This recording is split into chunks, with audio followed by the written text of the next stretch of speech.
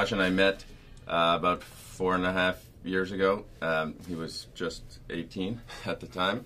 And we met at a film or a TV conference, in fact, and he was still in high school, but I saw him pitch a project at that conference in front of a room full of people, and it just really captivated me, and I sort of saw a lot of talent, even though it was raw.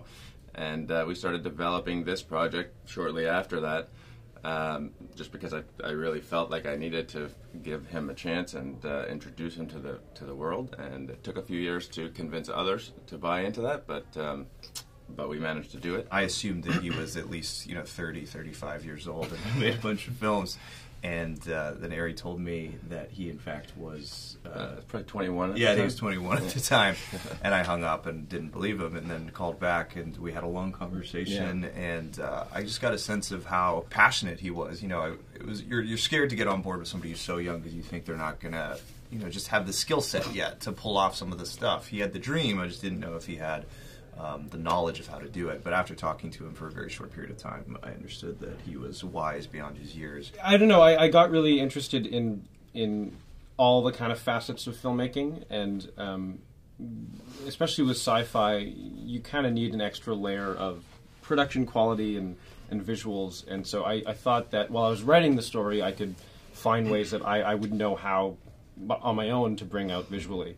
I ended up using lots of real space elements and NASA elements in the visual effects in the film. What Akash brings to the table as a filmmaker is really, sort of up the bar as far as I'm concerned in terms of what young filmmakers really need to try to work on to round out their total package.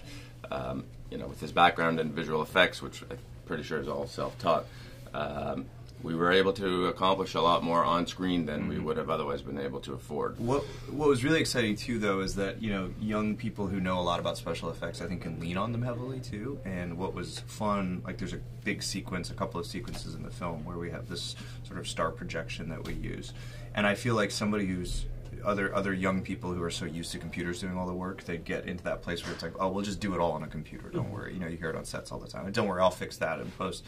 He was really determined to get it as much on the screen, I don't want to say analog because it wasn't analog, it's a digital projection, but to have it in the moment that we could be interacting with it and experiencing it and shooting it for real.